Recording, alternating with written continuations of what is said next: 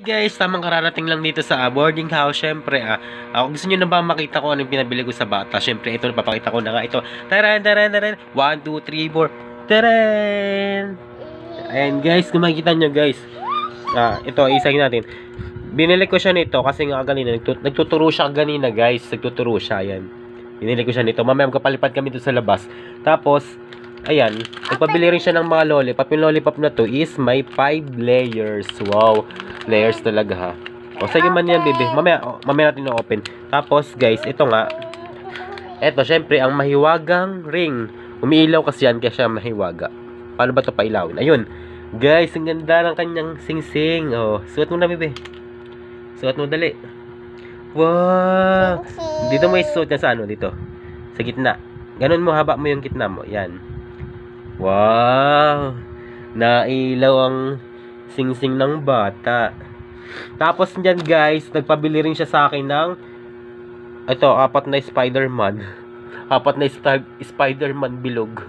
Ayan. Ba't 4 lang to, 5 to, diba? Baka wait lang. Yan, naiwan nga sa plastic yung isang peraso. Ito na nga, guys. O yan, guys, 5 peraso na yung Spider-Man na yan. Pagkain siya. Parang tingin ko ano to eh. Ano ba to? Malo ba to? Marshmallow? Ako syempre, tuwan-tuwa na siya dahil itong paborito niya. Kasi dati naghahanap ako nito sa ano, sa Mercury Drug. Dati kasi binilang ko siya ng ganito, isang peraso. Pero grabe, tuwan-tuwa ang bata. Happy ka na, bebe? Meron na siyang Coco Melon pala no? Coco Melon Long Mallows.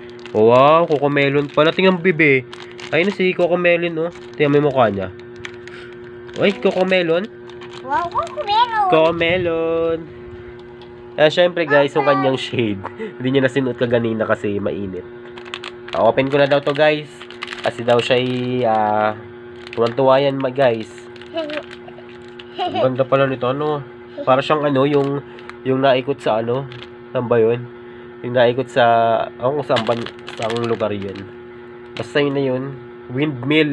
Windmill lollipop. Ayan, guys. Oh, guys. Ano ba yan, guys? Nakita nyo na kung anong binili ng bata. O, sige, open na natin. Magbabay ka na. Bye-bye, guys. Bye-bye, guys.